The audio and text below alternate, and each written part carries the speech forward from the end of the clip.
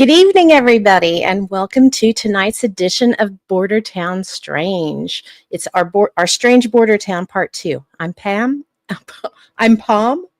I'm Pam, and this is my co-host, Jess. And tonight we are going to continue our deep dive into our origin stories. Our neck of the woods is steeped with lore, legends, ghosts, Bigfoot, UFOs, cryptids, and more. So come hang out with us as we dig into our roots of the Caney River Valley. Oh my goodness, Caney River Yeah. Valley, and just a little beyond. It's gonna be one of those nights. Ooh, boy, is it. And before we get into this dive, let's talk about our What the Weird Word. And this is Jess's week. Jess, it's your turn. Save Oh me. my Lord. Okay. Wow. Okay, so Lordy, when choosing lordy. this week's What the Weird Word, I actually opted to do some high strangeness. So we're literally talking about an area that is full of high strangeness, and there are areas all over the place. In fact, one of these days we're gonna have to do a show just solely on the weird, creepy places that are kind of stuck here and there all over the world. So, high strangeness is pretty much what it sounds like, but there's a little twist to it that a lot of people don't realize. So, high strangeness itself is the quality of being peculiar, bizarre, utterly absurd. Excuse me. Oh my gosh, you've poisoned me with it. I can't talk either. Oh So, no. high strangeness was a word or set of words, I should say, brought to us by J. Allen Hynek. If any of you at home are big into UFOs, you know who this gentleman is. If you don't know who this gentleman is, uh, he was an American astronomer, a professor. He was a big UFOologist. He did a lot of work for the US government. He was on Project Sign and Project Grudge and Blue Book. And later on, he just got deep into UFOs, and he's kind of one of the top guys in the field, or was, I should say. He's since passed in the 80s. Many books. But he's actually the one that brought us the classifications of different encounters.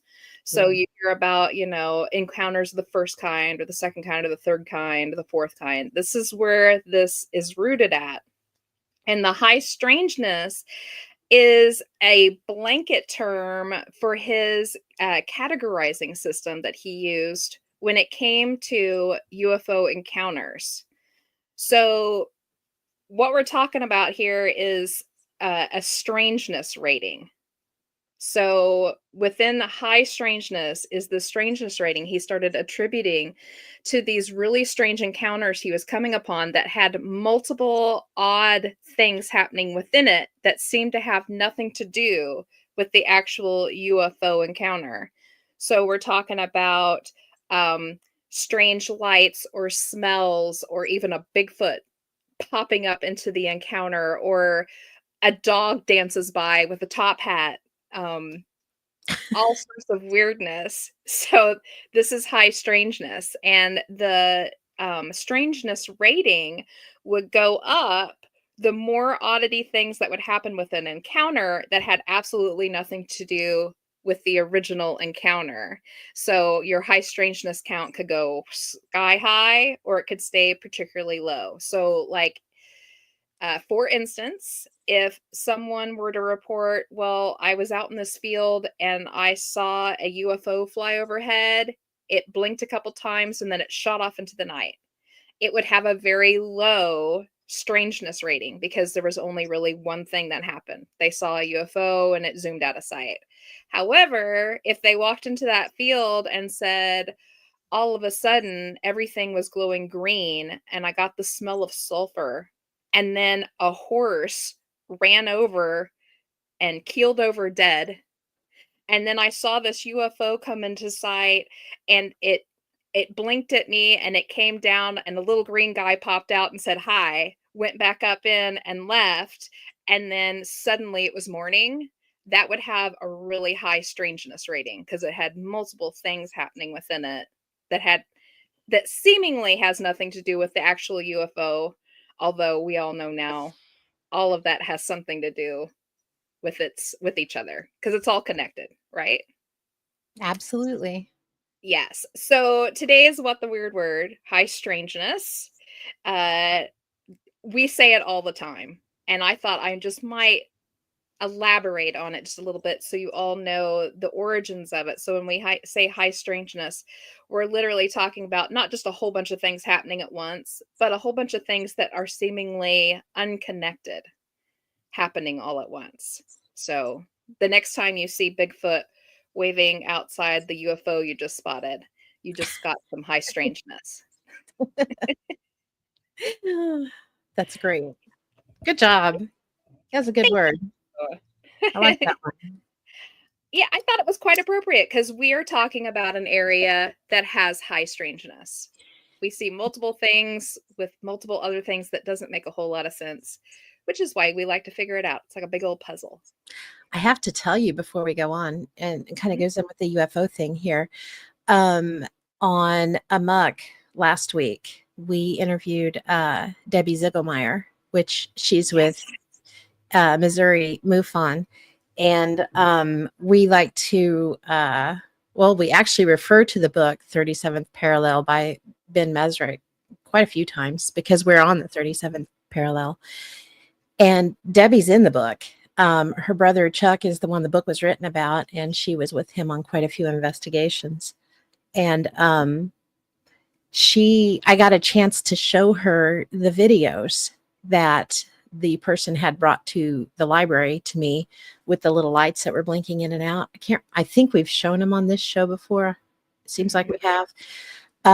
She was fascinated. She was like, holy cow, those are great. And it is very reminiscent of lights that they see along the original Route 66 over south of St. Louis.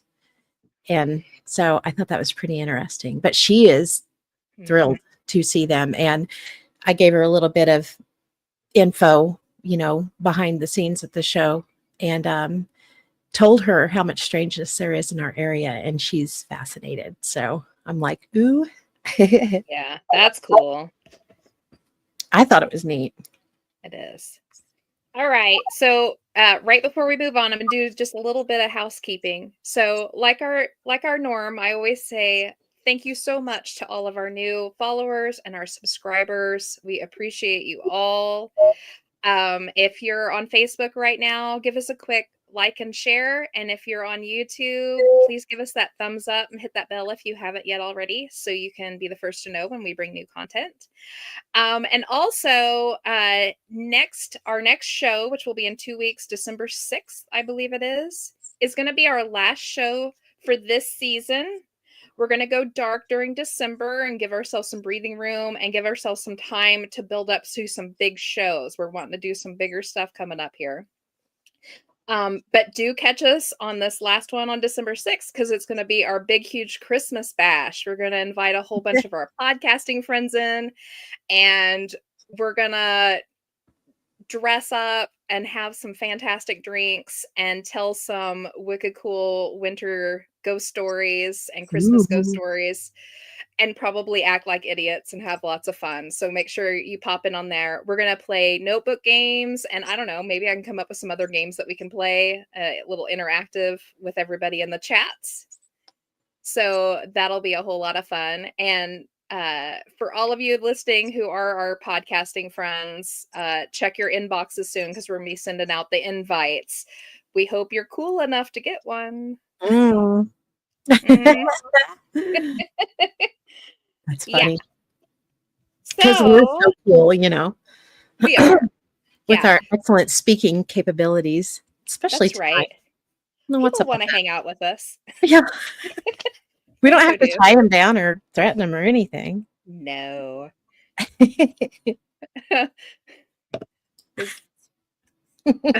And so, ooh, I hope I get a golden ticket. I don't know. You may. We'll have to see.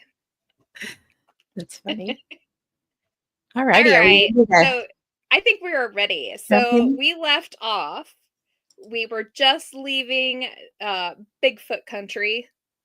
which we are heavy in, just touching back on that. We talked about Catman and the Four Corners Monster. We talked about Stone's House and the Haunted Firehouse here in Caney. Monster Bridge. We talked about the River Frogman. All sorts of fantastic fun stuff. So moving on, we're going to dip back a little bit in the past. So this area you're seeing in front of you is literally right there in the area where we were talking about 2 weeks ago, where Pam saw the peach monster, where Bigfoot was spotted down near Monster Bridge. This is all this area right here that we're looking at. And unfortunately, Caney, like so many towns back in the 50s, 60s, and 70s, unfortunately, were prone to cult activity. I wish I could say that this was just a farce that teenage kids came up with it at one point to scare each other with, but I am not lying. Unfortunately, even though the cult activity left, our ley lines and powered up river won't seem to let these old things go, and they tend to replay occasionally. And we have in our files 3 incidences of people witnessing cult activity that had actually long since happened and left. So I'm going to talk about those just a little bit. First of all, you can see up above it on the screen, it says Rocks Over Sticks. When I was originally, I was originally starting a book on the area, which Pam can tell you, she has the same exact story. I did Words a are lot hard. yeah. Words are very hard. One of these days, maybe it'll happen. It will. In my research, I kept coming across a story called Rocks Over Sticks. I couldn't ever get a straight answer out of anyone what Rocks Over Sticks meant, but people kept alluding to it as if it wasn't so much a place as a happening. And I finally got one gentleman who I cannot name, unfortunately. He requested that he stay anonymous forever, but had told me that there was once a bridge out in the Sandhills area that was off on a small dirt road. And it was an area that a lot of kids like to bike around in. A lot of children actually lived out in the Sandhills when my mother's youth, I would say. So back in the late 50s, early 60s. And the kids knew that if they went up to that bridge, if there was a pile of sticks with rocks sitting on top of it, that you did not cross the road at that time because there were shady goings-ons down on the other side in the field. Cult activity was going on. So you just stayed far, far away. Sadly, I cannot find exactly where this bridge was because it was such a hush-hush thing back then. You just simply didn't talk about it. You were told what that meant enough to know not to cross that area where this popped up at, but it wasn't talked about beyond that.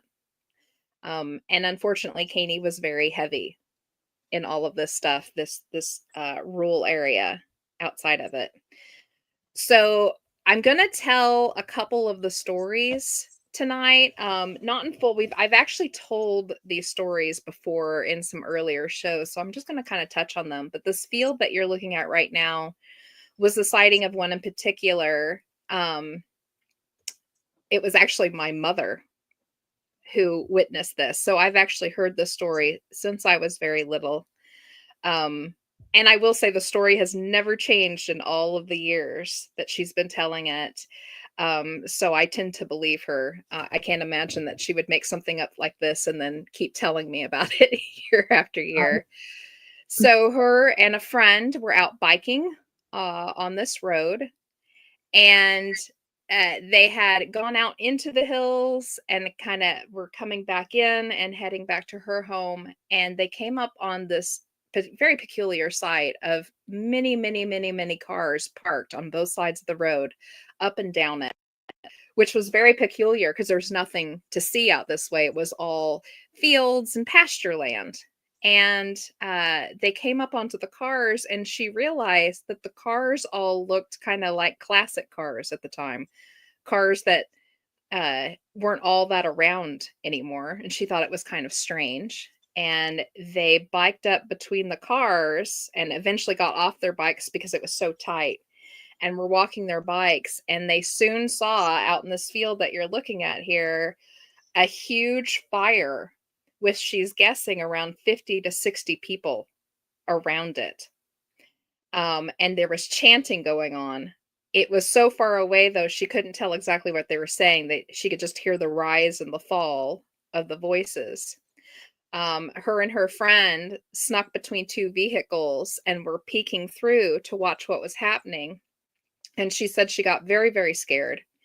And her friend got super scared too, and decided they needed to get out of there, and they were backing up from between the cars. And she says she was sure right before she got back between those two cars that she watched someone get tossed into that fire.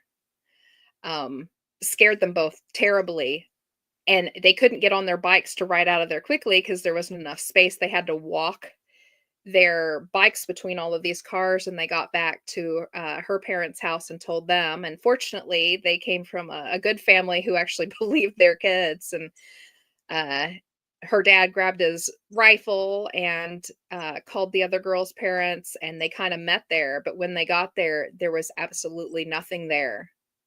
No cars. There hadn't even been a fire down in that field. Everything was completely clear. And they would have known if there had been cars there, because there would have been tire tracks in all of that dirt road and such, but none of it was there. It was as if it had just kind of popped in for a little bit, long enough for them to see it, and then popped right back out again. Interestingly enough, this is the only time I'd ever heard of something like this happening. Until just a few years ago, we had someone else turn in a story to us. Their children had gone out that way to check on some cattle and check their property. And they basically saw the exact same thing, but in the field directly across from this one. Saw the same thing, a huge amount of people, cars parked everywhere, a fire going, and chanting going on. In fact, it stayed around so long that they were able to drive around the back side of the property to see it from the other side before it disappeared. So, And that's interesting too, because it's not too far from where the disappearing house is too. yeah. So this is a part of our thing here. So we have things that are popping in and out, popping in and out. We've got Bigfoots that are showing up and then popping back out. We have houses that are popping in and out. And now we have like cult activity that is popping in and out. And I will say this is all right in that river area and the ley line area. I have one more story of it happening in that secondary field. There's not much to it, though. It was basically, I saw something weird and then it wasn't there. So we know where it's happening on multiple occasions. Unfortunately, because we don't have an exact time or date of that original one, or even the secondary story, we've not been able to kind of like lay out dates and times and say maybe there's a pattern that's happening here. So one of these days, hopefully we can put that together. I hope so. I mean, as long as we keep documenting everything and getting these stories out there, hopefully, if there's, and I know there's other stories, there's no way there's not other stories that we haven't heard yet. Hopefully, people will feel comfortable enough to speak up and share them, because every little bit of evidence just will help us hopefully put together what's happening. Yeah. I will say this. So just as a blanket overall thing here, if you are listening to this or watching this and you have an incredible story that you've maybe been afraid to talk about, you do not have to put your name on it. And even if you're not in our area, send it to someone in your area. Get up online and find your local paranormal group, or send it to us if you don't know of anyone else. You don't have to put your name on things. No, you don't. Yeah. You do not have to put your name on things. Enzo said it's weird. I wonder if it was during an equinox or a solstice. That's a good Yeah, question. we would love to know that. Like, we would love to be able to lay a pattern down to see if there was something, is it a trigger? Is it a particular time of year? Is it, an alignment of some sort? We would absolutely love to know that. So, and that's a secondary thing. If you have intentions on turning something in, which please do, if anything weird happens to you, please turn it in. Mhm. Just note really quick the time of day, the day it is, the month, the season, whatever you can think of, just get it scribbled down because every Mhm. little bit What the helps. weather's like. Yeah. Yeah, it really helps. It does. And, we talked a little bit about the upcoming Christmas show too. If you guys have any, I wish we had more spots. StreamYard limits us on how many people we can join in on things. But if you have a good winter spooky story or a Christmas spooky story that you want to share, send it to us, and we'll be Yeah, happy to share it next episode. absolutely. Fun stuff. And when you come to watch the next episode, make sure that you're in your comfy clothes and you either have, like I have tonight, my hot cocoa Yeah, or whatever you want to drink. Bring it along and hang out with us. We'll make it a yeah. whole party. Here we go. Okay. So I could not get that pulled up, Jess. So can you talk for just a minute and do you have Yeah, anything to say absolutely. here? So, little people, they're more often than not associated with American Indian lore and legend, and we are very heavy in little people. We've had so many tribes come in and out of this area at certain points throughout our history, all of which have little people of some sort, within their mythologies, and I even hate saying mythologies. They're just in their everyday life. And we have many, many stories of them. Some of them are impy. Some of them are downright horrible. Mhm. And some of them actually exist within families. They're kind of like, I like to call them like Dobby from Harry Potter. They will attach themselves to families and stay with them through generations, until that family line passes. So it's very Fae related, also. I believe it's more or less an American Indian fairy type of situation. Okay, so I found it. I was able to pull it Okay. up. I just want to make sure I'm not going to read it verbatim, but I want to make sure I don't miss any details. You guys have heard me tell the story before of the friend that I have, that back in the late 80s, he had an experience with little people. And honestly, it was out in this area again.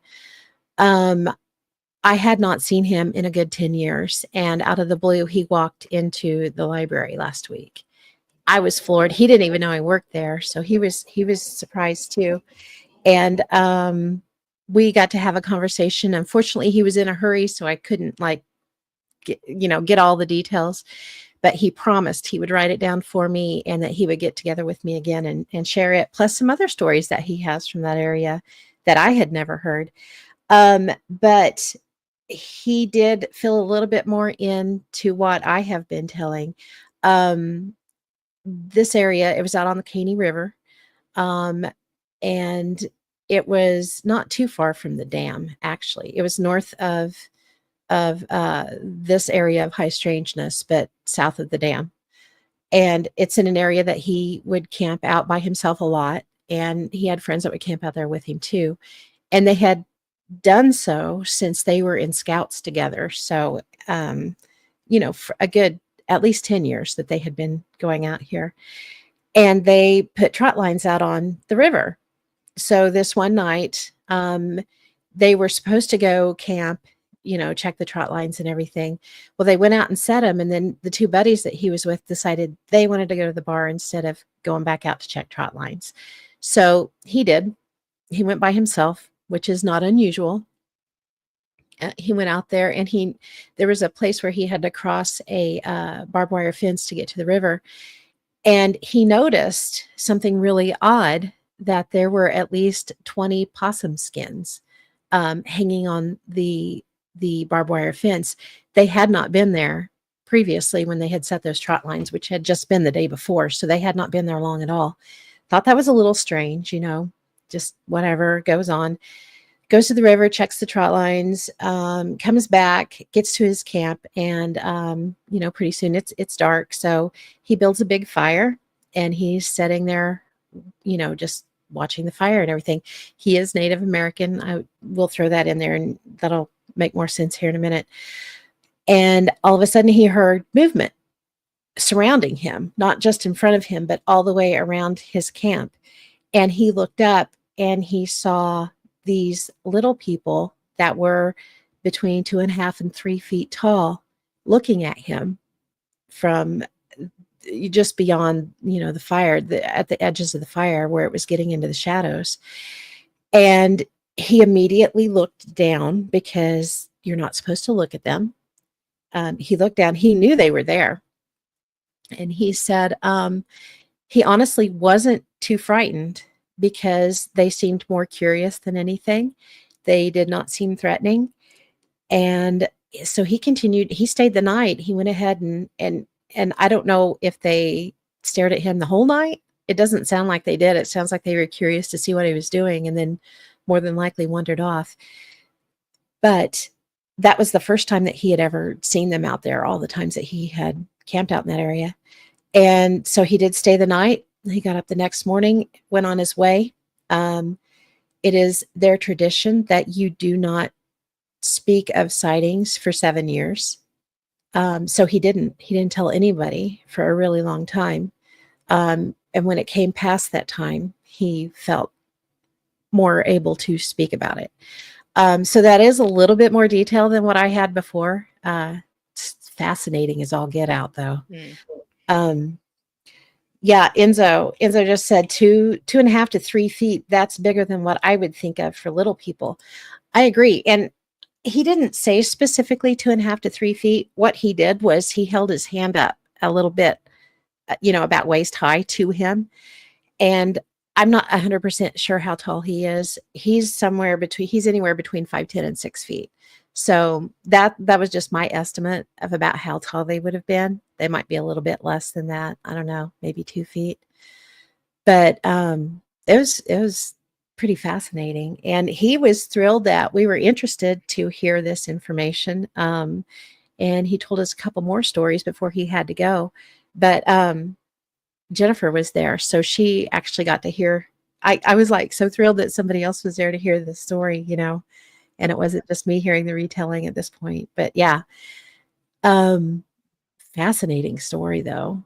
And what was really cool was he was talking to someone, I don't know, within the last 5 years.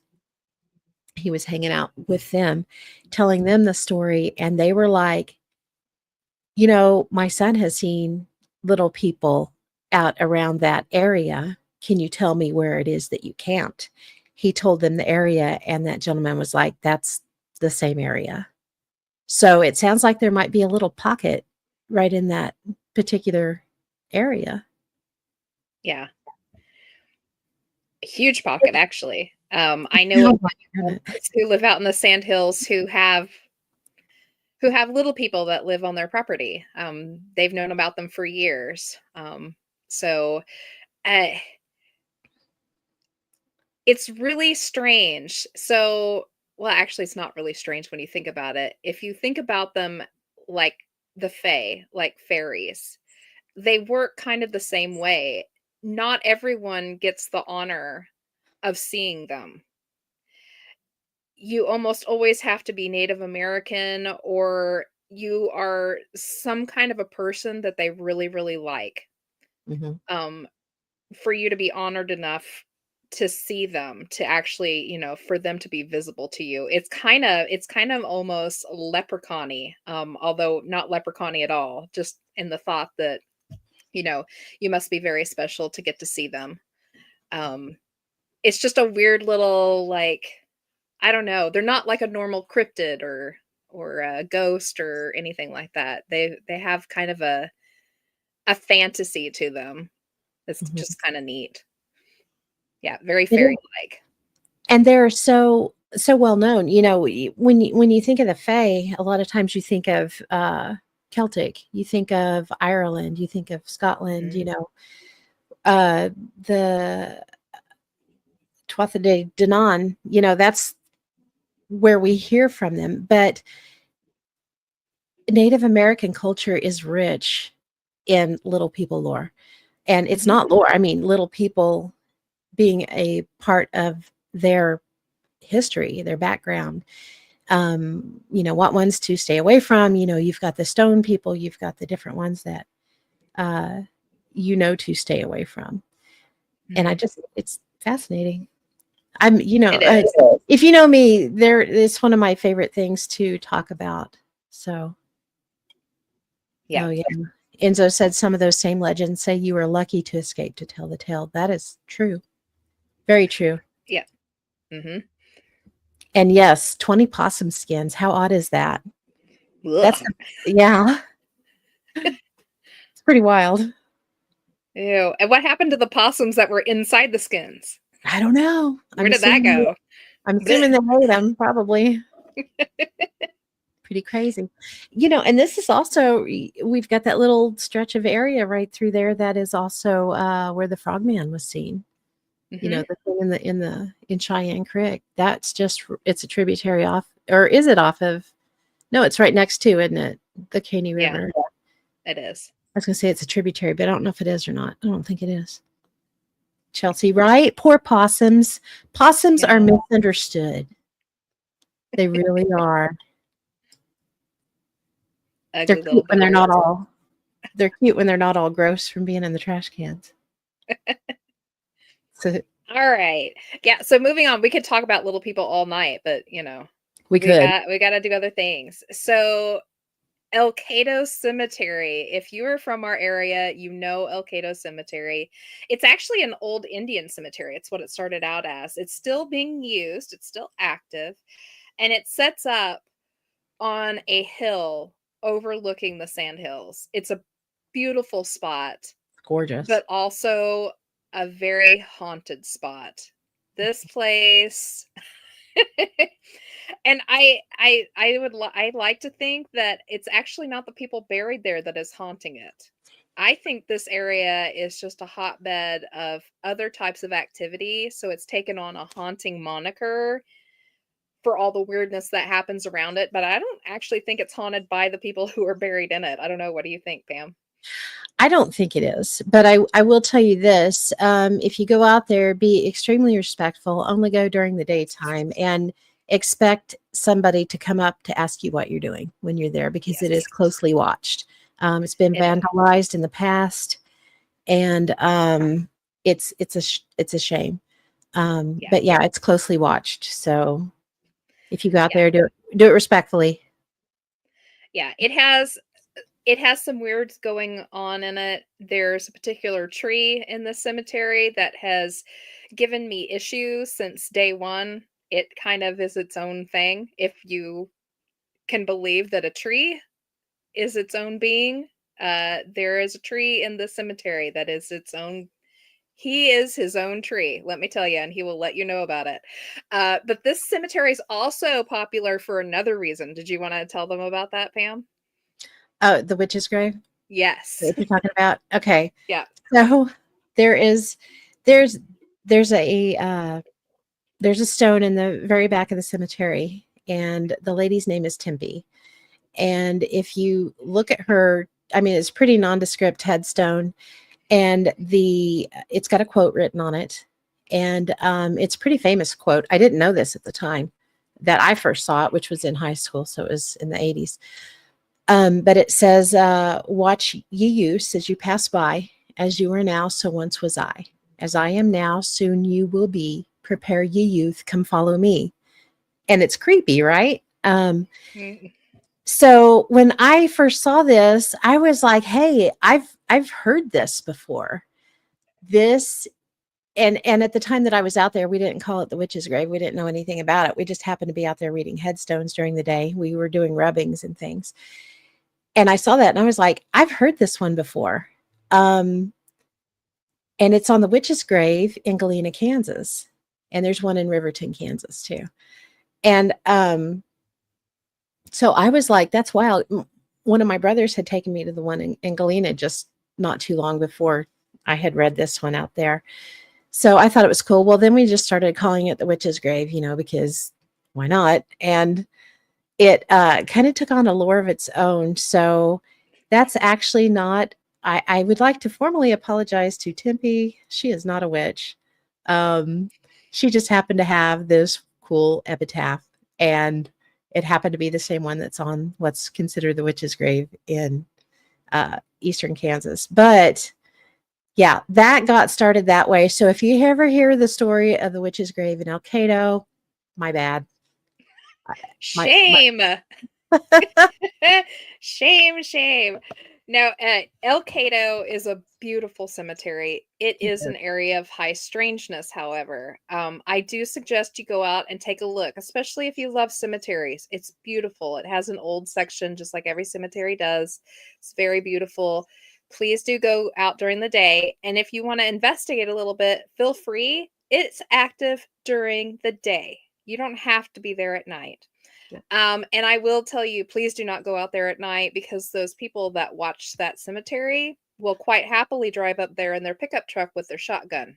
Yeah, for sure. So you're taking your own life into your hand if you attempt to do that. Please do not. And you're looking at a trip to jail too, because there's a huge sign posted at the bottom. Yes, there is absolutely a huge sign. So all sorts of activity going on out here. In fact, Pam and I have kind of a personal story. We had gone out one day with my mother just to take some pictures. We hadn't been out in a while, just to kind of get a feel for the place and see if any changes that had happened. And I think we overstayed our welcome. We were out there for quite a while, taking video, taking photos, taking meter readings, just walking all over the place. And I think we were out of welcome. And we left. We happened to be in my mother's car. She was driving, and we got down to the end of the long drive that takes you up to it, and took a turn to go back towards Caney, when a rock came flying out of the middle of nowhere, out of a pasture, up onto the road and hit my mother's windshield. Yeah. And the rock tumbled down and actually sat on one of her windshield wipers. We all watched it. Yeah, we did. I was in the Straight at front us. seat. Yeah. You watched it come out of the field. It came out of the pasture, like flew right straight through the air and hit that windshield pretty good. I remember Jess's mom looked at me and said, "Did that come from the inside of the car?" Because it hit and then it rolled down, and it sounded like it was inside, but it hit right in front of where I was sitting, and it rolled down and sat on the windshield wiper. The windshield wiper. And I ended up not saving that rock. I got out and got the rock off of the windshield wiper, and I was like, I don't think I'm supposed to keep this. So I just chucked it right back into the field, and we got the heck out of there. Enzo, it did not break the glass, luckily. Thank goodness. Yeah, thank goodness it didn't. Jackie said Rick just tried to Google this cemetery and it put its location at City Hall. It's actually 2 words. It's L, and then I think it's 2 words, isn't it? Is it split? No, maybe it's not. No, it's a capital E, lowercase L, uppercase C. C. But it is 1 word. Yeah. It's in Chautauqua County. Yeah. It's in Chautauqua County. It's out in the Sandhills, though. So, interestingly enough, if you do decide to go and visit the cemetery, leave the cemetery, of course, before it gets dark. But if you go back down to the end of that, and instead of heading back towards Caney, head back west for a little while longer, and you're going to come up to a area where you can see some hills off in the distance, off to your right side. Settle down in there and wait for it to get dark, because that's where you can watch the pioneer lights. So, little known thing, a lot of people don't know about it. We have our own Joplin spook light. only this one doesn't interact. If you sit there after dark and watch for a little bit, you can see little lights skim the top of the hill line and down into the valley. And then it starts back over again. They call them the pioneer lights, or the lights of the pioneers. The story goes that it's the lanterns hanging off of the wagons on the wagon trails that used to come down out of those hills. There's so many. If you take a look on Google Earth, up above the Sandhill region, you're going to see 3 distinct pioneer trail lines that kind of trickle down hills and then kind of join up once they get down kind of in the Osage, Oklahoma area. And that is one of those lines. Supposedly it's the lantern swinging from the wagons as they made their ways down the hills there. Kind of neat. You can't see them all the time. So go out there and hopefully you're having a lucky night. You'll get to see them. There's a place, speaking of pioneers, there's a place north of the dam on that back road to Havana. I can't remember where it's at. It's like close to where the transfer station is. But it's off on the west side of the road. And if you look back, especially now would be a good time to look because the trees aren't all bloomed out or anything, or leafed out, I guess. You can still see wagon ruts that went down to where they forded the Caney River. Yep. Your grandpa showed me that. It is neat. Yeah. He showed me that years ago. All right. Copan. So, and the pictures you're seeing, all these black and white photos and stuff, this was during COVID. I was getting bored, so I was out taking photos. So I was like, wait a minute, I think I have COVID shots of Copan. That's funny. Yeah. So, okay. So Copan Lake, which is actually, so this is all kind of involved with our area too. So, I had talked about 2 weeks ago that they had moved the road over and the bridges changed out and such. They were moving it because the Army Corps of Engineers was putting in Copan Lake. They were creating the dam to dam up the river and to put this in. So all that area outside of there now is all wildlife reserve or, hunting for Army Corps of Engineers. But they put this lake in the early 70s. I think it was like 73-ish, somewhere around in there. And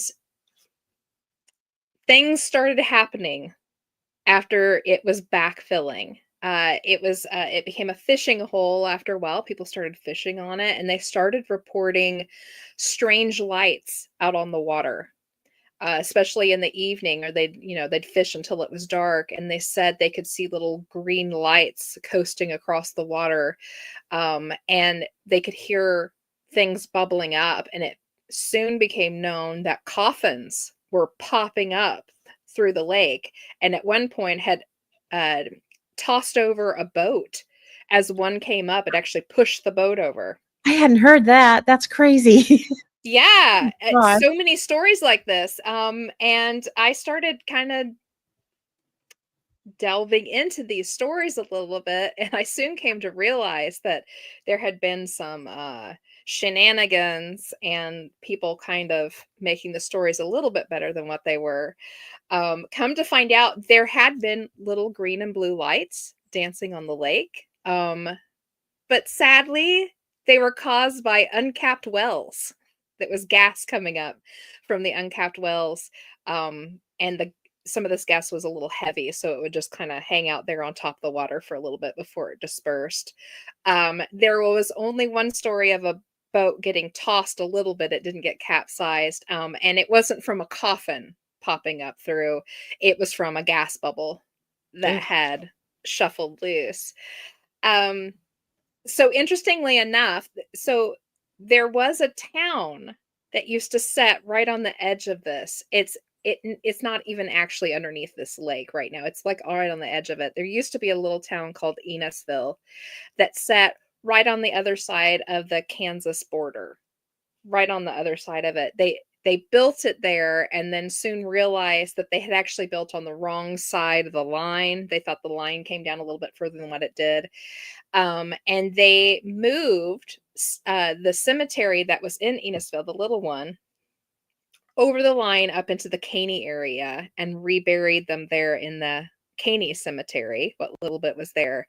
But the story is that they were sure that they didn't move the bodies, and then the lake backfilled, and then the coffins floated up, and There was it was okay, so there had to have been, was there more than one cemetery that was moved?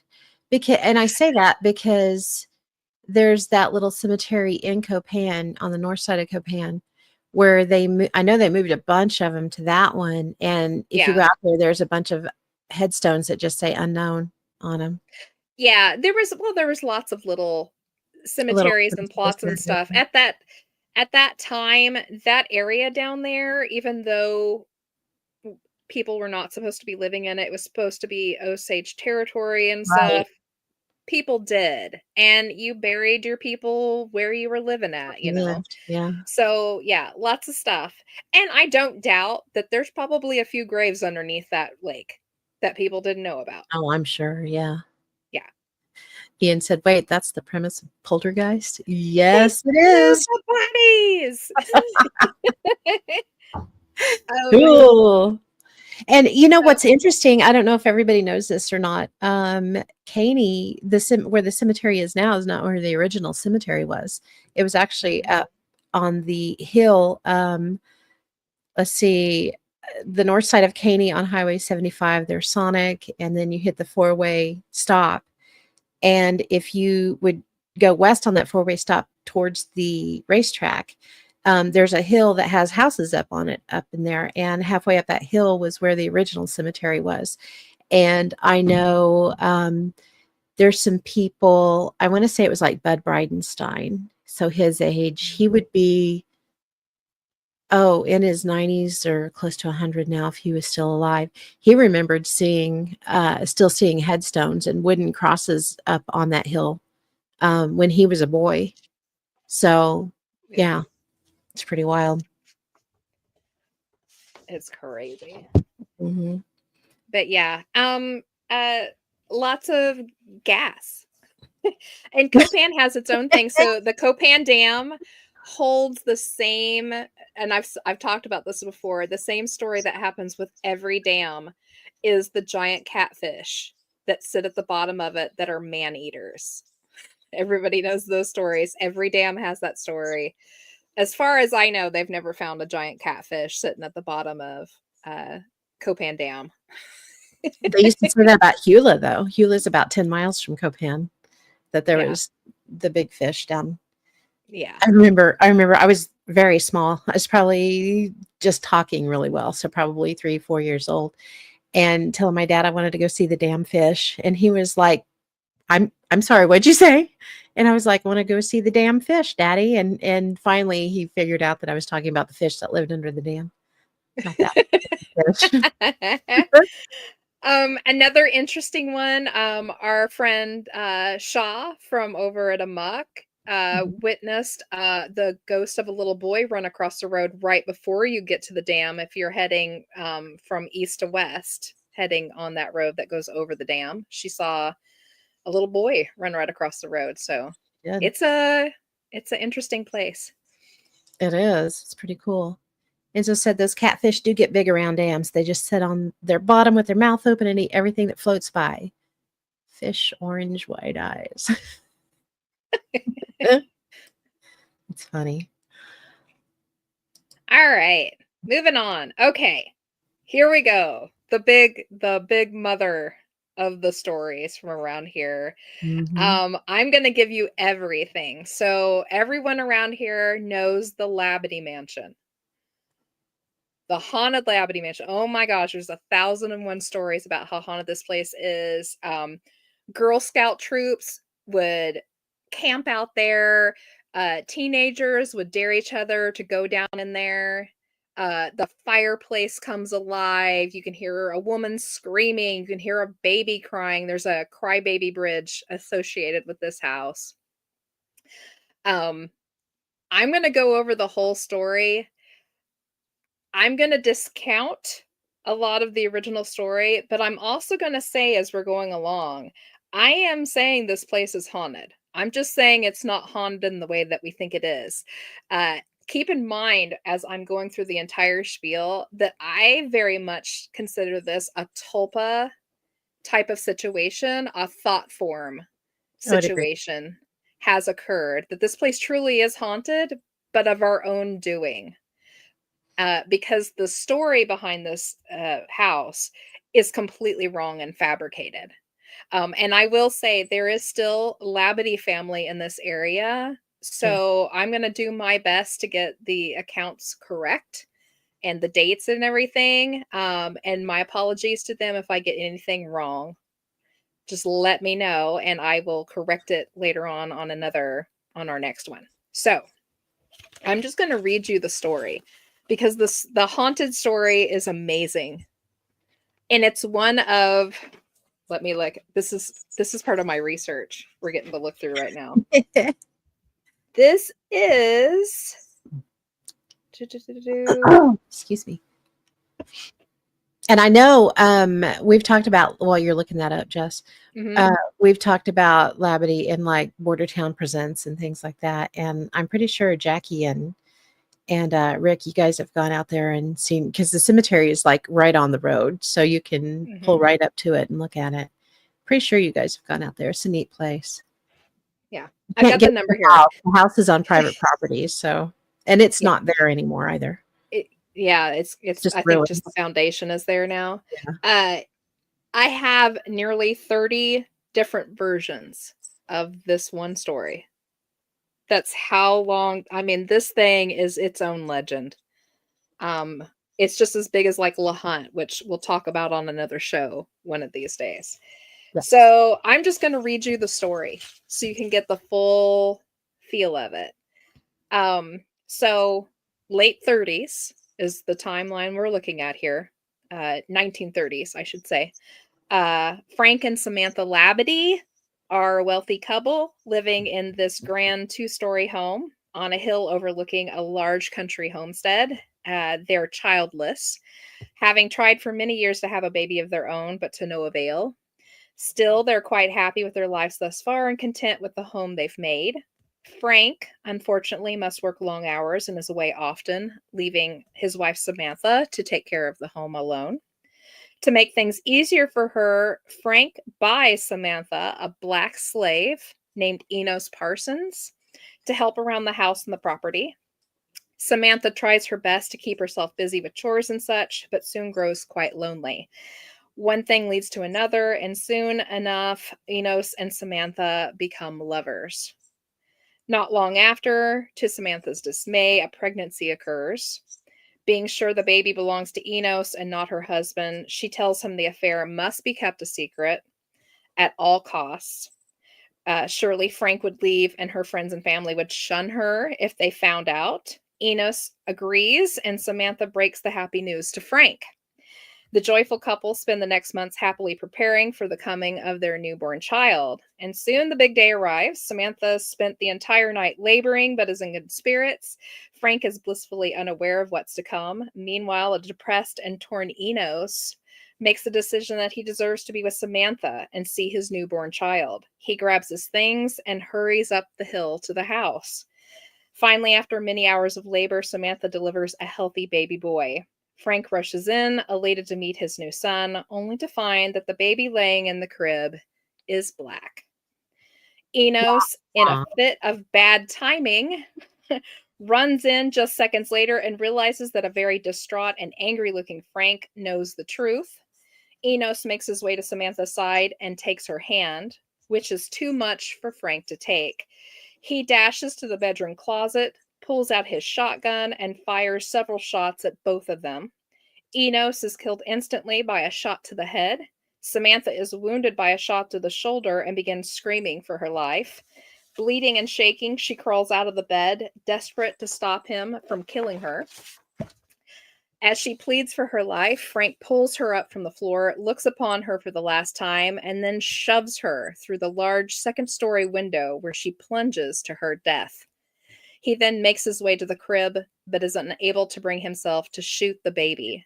In a last-minute decision, he drops his gun, grabs the child, and heads for the river.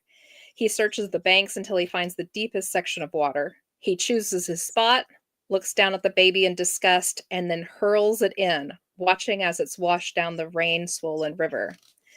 He trudges back, bloody and mud-covered, to his beloved home. He spends the next 2 sleepless days wandering aimlessly around the house. He finally digs up enough courage to go to his dead wife's body, which had been laying underneath that window the entire time. Gazing down at her lifeless body, the reality of what he has done settles in. He becomes so consumed with grief and remorse that he decides to retrieve his trusty pistol. He carefully loads the gun, finds his usual comfy seat in front of the fireplace, and puts the pistol in his mouth. So there is the basic story that everyone has known since we were little. Yes. Frank and Samantha. So you've got a crybaby bridge that comes out of this, and also a river section. There's a little bridge right down from there that they supposedly say that that's where he dumped the baby in at. So you can hear the baby crying. You get a fireplace that will come to life. Even after the house was crumbling in on itself, it actually burnt down at one point, and there was just, I believe, a half of a wall, one wall, and the fireplace left standing.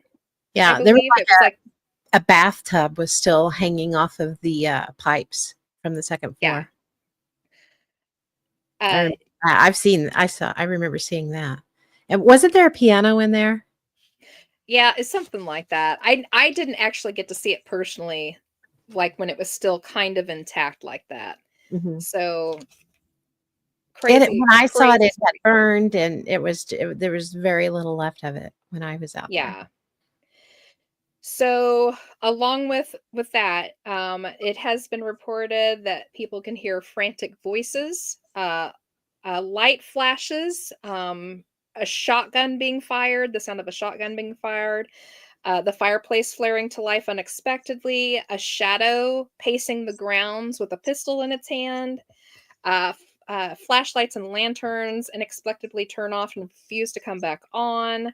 And they said at the time, if you stood on the one side of the house that still had the wall there, if you listened long enough, you could hear a thud as if a body was hitting the ground from the window. And of course, the baby crying down by the river or the bridge. So all sorts of good stuff there. Lots of stories for sure. Yes.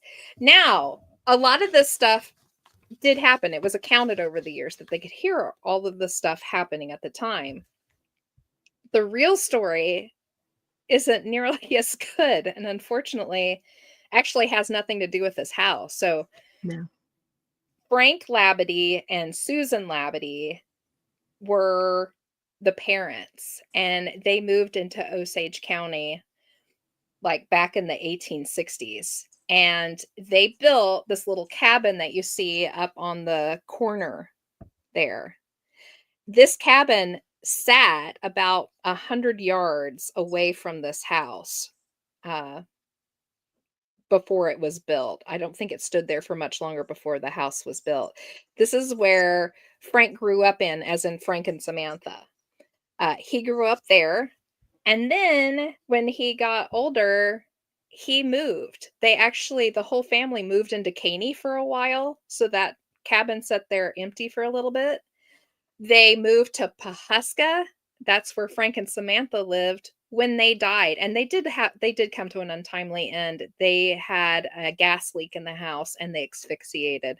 They passed away in their sleep.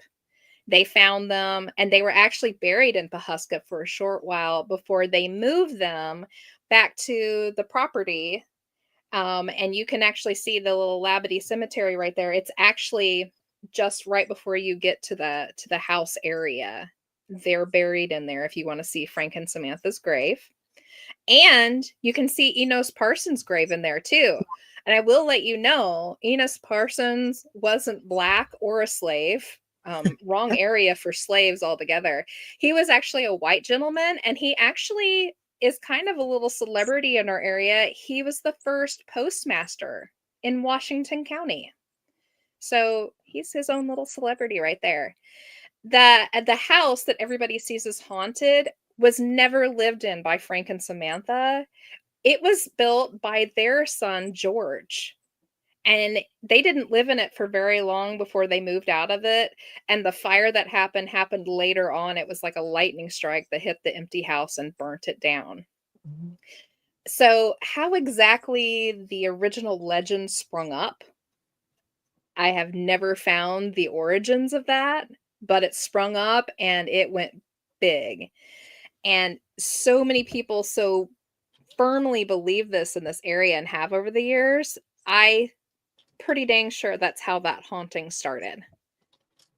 I'm sure. Yeah, I'm sure you're right. Yeah. Like Pam said, you can't actually go up to it. It's on private property. It was on Mullendore property. I'm unsure if Mullendore still own that because a lot of that land has been kind of trading hands. I will say this though, it is deep on Osage property.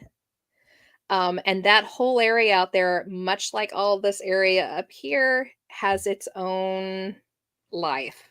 It has Right. its own legends and little people and Bigfoot, and it's right by a little creek where water flows pretty well through. So I think it's just a little hot spot, and all of our fun uh, antics and believing so desperately that this place is haunted has made it quite haunted. Oh yeah, I think you're right on that. And you know, I have a cousin that cowboys out on those pastures right through there and has for quite a few years. Yeah. And he worked with an older gentleman, and he was seeing, my cousin was seeing some strange things. They were seeing lights. They were seeing weird shadows. They had cattle that were acting strange. And the older man with him, I can't remember all of the details. I'll have to look this one up of Yeah. what he told me. But the older gentleman told him this land has bad juju. Hmm. And that's all he would say about it. It has bad juju. Yeah. I will say there is a lot of Indian burial mounds out that way, a lot of which have been shunk, Mhm. sliced off to make way for pasture area. So that right there can't be good juju. That's true. There's, Yeah. yeah, there's actually some burials that you can see right off of the road on the back road to Copan Lake. Um, yeah, and I know they're not the only ones Yeah. that are right in that area. I will say, if you decide to go out and visit the area, if go out in the winter or late fall, because it's the only way where you're going to see where the house kind of set in at, because you're going to wait for the trees to lose all their leaves so you can see down in there. But it's a beautiful drive, and that whole area out there is full of wild Mustang preserve. So you're going Yeah, to see gorgeous groups of these huge Mustangs that roam all that area out there free. It's a really pretty drive. Pack yourself a lunch and go out and check out all these areas, because we're actually going to talk about some more things that had happened out towards the Hula area. That's all kind of that same swath out there. So it might be a fun afternoon of like ghost tripping. it would be. Rick said, well, whoever has the white Ford trucks and side by sides are floating around the property because they was watching us. That would be Crossbell Ranch. That would be the ones that Yeah. you definitely want to stay away from. That is Yes. Mullendore. Yeah, you don't want to mess with them for sure. Chelsea said, I'm kind of jealous of your cousin. I wish I could say I cowboy for a living. Right? Yeah, he's just a few years younger than me. And it takes a toll on you. I will tell you that. You know, he's Yeah. out there in all sorts of weather and gets banged up pretty good. But yeah, it's a cool profession for sure. Tony said, what is it called when you tell a story so often it actually starts causing paranormal activity? That's what Jess was referring to when she said Mhm. that it's a tulpa thought form. It's where there's other words for it too, escaping me right now. But yeah, you put An enough, egregore. yeah, an egregore. Thank you. You put enough Mhm. energy into something, you can actually cause Haunted. paranormal activity, which I know we talk about her every time, but that would be Agnes McCloud, Agnes. Haunted Robin. Her appearance. Yeah, yeah, if you're a paranormal investigator, you know about tulpas, thought forms, and egregores, because more often than not, I think we're investigating something that wasn't a thing or a human or an animal in the first place. It's something that has been whipped up in all of our heads, and brought into being that way. We are far more powerful than what you realize. We are. And Ken just jumped on and said, yo ho, everyone listening and driving. Hi, Ken. Hi, Ken. Tony said, yes. Egregore. Yes, for sure.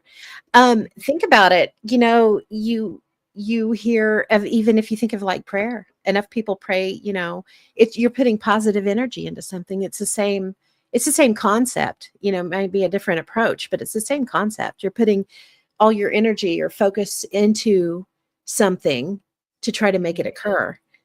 And yeah, it's strange. There's so much that we don't know. It's like I heard a quote about the supernatural. It's not really supernatural. It's just things that we haven't learned yet. We haven't discovered the truth of yet. But I don't know if it'll be in our lifetime, but I'm sure someday it will be like, ancient people looking up at the stars and seeing the gods, it's the same thing. We're going to figure it out someday, and it won't be thought of as supernatural anymore.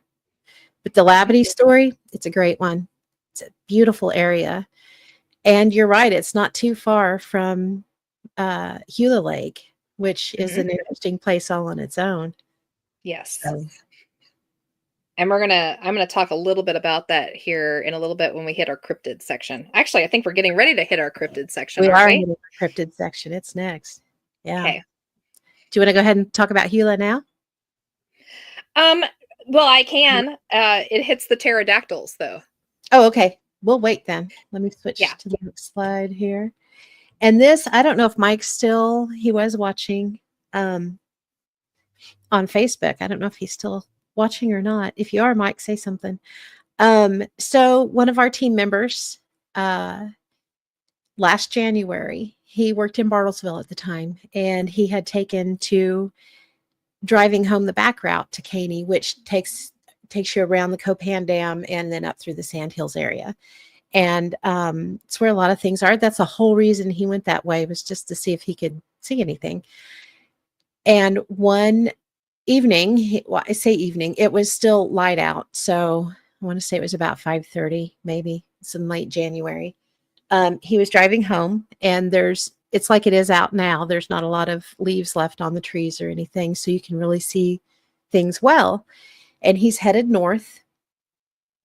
When, to his surprise, he watches this thing jump across the road in front of him.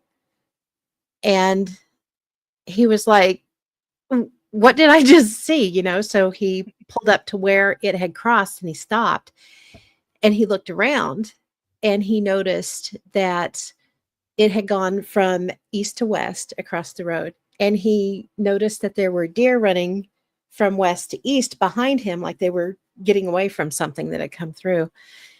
And so he immediately got a hold of us and was like, hey, I just saw this. I don't know what it was. It was not a deer. He's a hunter. He knows what deer look like. He knows what the local animals look like. And he drew a stick figure, and then I kind of helped him flesh this out a little bit more. And you don't see hooves or anything on it, because he couldn't tell if it had hooves or paws or what it had.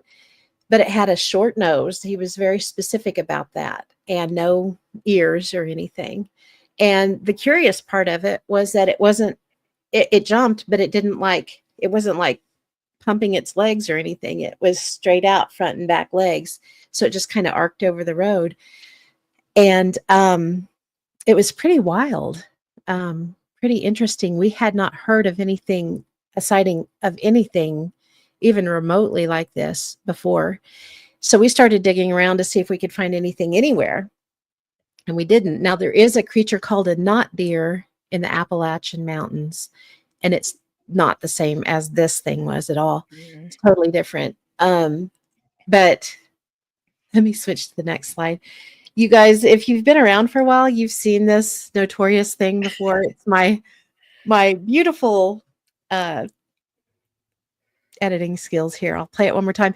But the one thing that Mike said was the most interesting about it was that it was translucent. He knew it wasn't real because Yeah. he could see through it. So yeah, it was pretty wild. We'll play it one more time so you guys can see it. Oh, I I wish. almost wish we had Enzo here so I he could know, play that's the what I was going boing to say. sound. We need the boing, boing, boing sound. He had it Now, perfect. interestingly enough, while Pam is playing this for you, Yeah. um, I went out as soon as he told us when he got back, he called us all up, and as soon as he did, I actually grabbed my daughter and we drove out there and sat for well over an hour in the dark just to see if we could see anything. Of course, didn't. You're never going to get that lucky.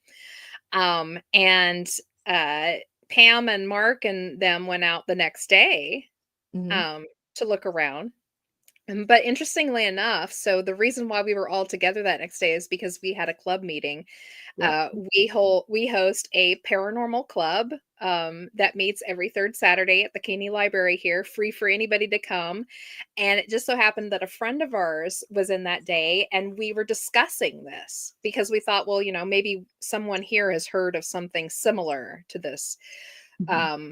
And we started talking about it, and this friend of ours piped up. She was like, "Hey, wait a minute. Did it look like this, and this?" And we were like, "Yeah, that's what it looked like." And she said, "I saw that yesterday." And she told us a story of seeing it across Highway 75. Basically, the exact same thing, Yep. transparent. She saw it early in the morning when it was still dark, and it passed between her going one way and another vehicle coming at her, and it passed between their headlights, and she saw all the way through it. And so she would have seen it before he did. And I think it's about like a 15 mile. Is it Yeah. 15 miles away from each other? Somewhere running there. 15. Um, Yeah. yeah. And she actually reported to us about a week later. She called us back up again, having spotted it one more time, kind of near her home on a back dirt road. It had not run in front of her, it had run beside her and like off into a field. So she actually got to see it twice. It's crazy. Very, we've never seen anything like this. We call it the not a deer because we had to tell people so many times it wasn't a deer. Yeah. We Uh, don't know what else to call it, so we just call yeah. it not a deer. I think it's hilarious that people from out of an area will dare to tell someone they were mistaken of what they were seeing, that it was just a local animal. We've all grown up in this area. Hell, half of us have gone deer hunting with our dads. Mhm. We see them all the time. We know if we're looking at a deer or not, and this thing was not a deer. And, So, yeah. regardless of anything else, it was translucent. Yeah. It was see-through. Long, crazy legs, Yeah. Little spindly short, legs. weird face. Yeah, very spindly, thin legs. That was Yeah. another big point of it.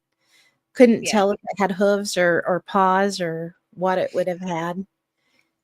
But it was Yeah. interesting too that he stopped and happened to notice the deer coming like they were flushed out, Yeah. running the opposite direction So away if from it. anything, he wasn't, like it wasn't make believe in his head. Something did run across that road. So, Something definitely startled the deer out of the way. yeah.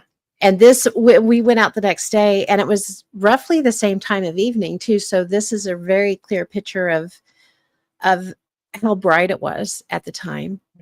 Very close to a little old campground called Osage Plains. Mhm. And interestingly enough, it's very close to some Indian burials that are, you can see them from the road. Mhm. They're up on a hill just south of this. That one still just gets us. And we have a couple of friends that are big into cryptozoology. We've got Brian Terrell from Red Dirt Cryptids. He's looked into it and he's asked around without giving specific details. Hey, has anybody seen anything, and he would just say something kind of, he didn't give all the details, but Yeah. he wanted to see if anybody else could fill in details. And so far, we haven't really heard anything. We shared it, Robert Prevost, with Monstrous Arkansas, or Monstrous now. He shared it with his group, and nothing.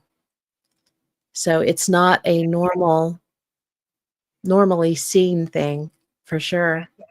Super strange. And we haven't seen it since. And we haven't had any reports of it. So I don't know if it was like a one-off thing, or if it's going to come back around again. We're coming back up towards January. So We're coming up we on will a have year. some So insights.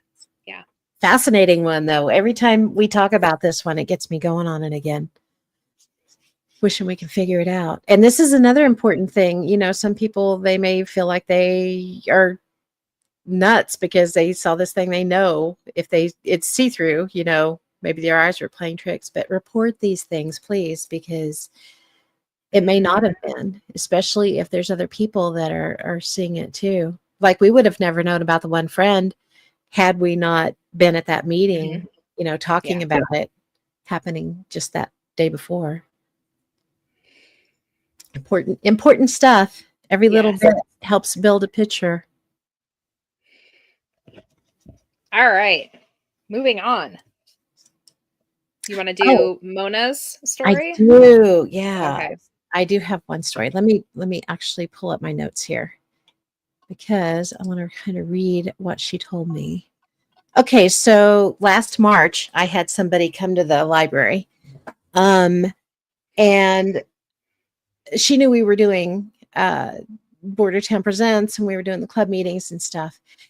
And she wanted to share this story. She said about 10 years ago, so this would have been about 11 years ago now, she was driving to work on Highway 166 east of Caney, headed towards Coffeyville. It was a foggy morning, and she was in between Copco and Spears, which are two industrial places along 166 outside of Caney. So she was between Copco and Spears when she saw something large on the south side of the road jump the fence and run across the highway heading north. It looked like its legs were bent backwards, like at the end of the movie, The Arrival, which is a 1996 movie. And at the end of that movie, this thing, it's a boy, but they realize that it's an alien, so they call it out, and it looks at him kind of sad, and it stops, and it morphs into this thing, and its legs bend backwards, and then it takes off running. It's really wild. But she said she described it more like a person saying it definitely was not a deer. And she always has wondered what it was that she actually saw. So that is her story. She didn't have a lot to it, but it's like a lot of these. I mean, when you see something, normally it's just a split second. You don't have time to get a phone up. You don't have time you're barely registering what you're seeing, let alone having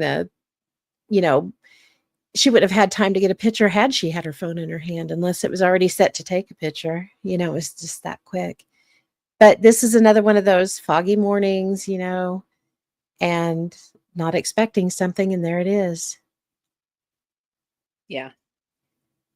And we talked to Brian about this one too, and he thought it was interesting how she spoke about the legs being bent backwards. That is a description that is used a lot when it comes to dogman sightings. Yeah. Is the legs are like more like a dog would look. A canine. Yeah. If it was actually up and running. Rick said a time slip from another area. Are you talking about the knotted deer? Yeah, that's one thing that we've kicked around. Absolutely. More than likely, that's what it is. But yeah, that one's an interesting one.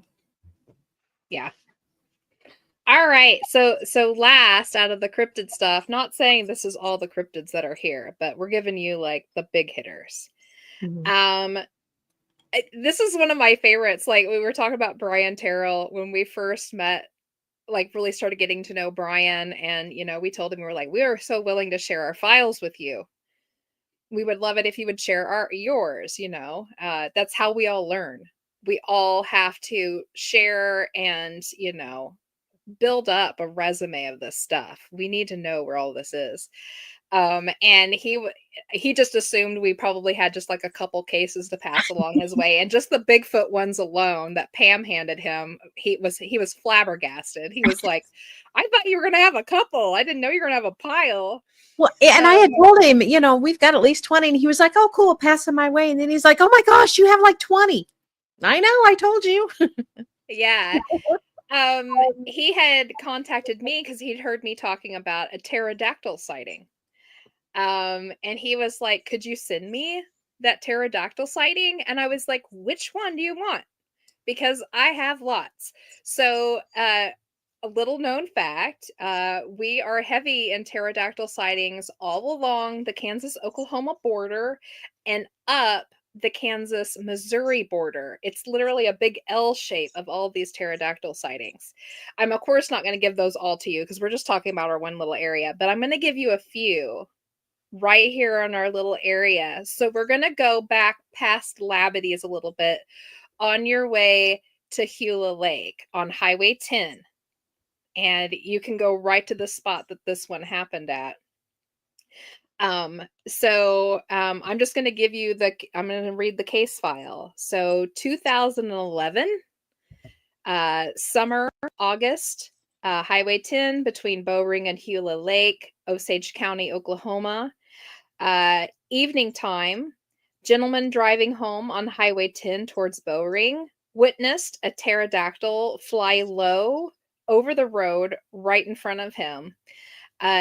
So gentleman actually had to slam on his brakes because it flew right down in front of him, and he watched it fly off down the highway and then take a turn and go back up over the tree line and back down in again where he couldn't see it.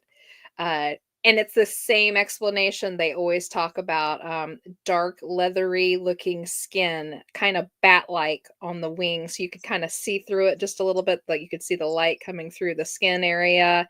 That huge peak that comes back off with the gigantic bill that comes out the front. On this one, sadly, though, it didn't talk about how large it was, sadly. Important reason why you should keep all your details when you're given reports. I think this one is so fascinating because of the fact that it wasn't just a split-second sighting. He was able to, view it for a little bit as it flew down the road and then circled back. That's and the detail, like the light coming through the wings, that's cool. Yeah. That's cool. So this was part of a spat. So it kind of reminds me of the not-a-deer. Like there were several sightings all around the same little time, and then it kind of pooped out again. So 2011 again. And this one isn't quite in our area that we're talking about, but it's close enough. I'm going to give it. So this was in the Sedan, Kansas area, which is literally just above the Sandhill area. It's not in the Sandhills anymore. Still hilly and stuff out there. Not Sandhills though. And this one was just north of Sedan, rural Sedan, Kansas. Giant pterodactyl spotted by a rancher while out feeding his cattle. Took off from a sitting position near a pond. No other info with that one. And there was actually a second sighting, same day, general time and area. A teenage boy out riding in his truck saw the same. It is an unconfirmed secondary story, but I heard it from enough people that I went ahead and included it with that case file. And interestingly enough, just the other day at our club meeting, we had one of our club members tell us, now that you bring this up, because we were talking about pterodactyls, she goes, my son saw one just a few years ago out at the four-way just north of Caney. He kept talking about, this is where I saw the dinosaur flying. This is where I saw the dinosaur flying. So we may have a newer one. I don't know. She couldn't remember exactly, how many years ago it was or anything. So unfortunately, we can't make a real true case file out of it, but we have a sighting Definitely that we've added into our logs. 5 years though, for sure. Yeah. The child's age. Yeah. Yeah. And there's an extra one that I kind of shove in there. It's just at the top area of the Chautauqua County area, right at the top edge of the sand hills there. There was a farmer back in the late 70s who was my light just went out. Apparently, I'm not supposed to be talking about this. He was out checking his fence line in his truck, and he had one fly over the top of his truck and down in front of it, and it rode in front of his truck for a while. He said the wingspan was so huge, they went on either side of the road, is where Oh, they ended wow. at. That Yeah. is huge. Flew in front of him for a little while and then up and over and down past a tree line. Went right home, told his wife, and then never spoke about it again. So That's a lot of that happens. yeah. So Enzo said, I've always found it curious that Little Caney, Kansas has a safari zoological park near it. With my tinfoil hat, I assume it's to cover for any cryptid sightings as an escaped animal from the park. Maybe so. That's funny. Yeah. That's well, when the cryptid dies, that's where we feed them to the white tigers. Yeah. Chelsea said, curious if it could be pelican sightings. White pelicans are known to migrate across Kansas. My ornithology class saw a massive flock at Cheyenne Bottom years ago. It's crazy to watch them fly through because when they hit at just the right angle, they can disappear for a minute. Definitely reminded me of the final scene from the original Jurassic Park. Cool. Interesting. I would say no on that one.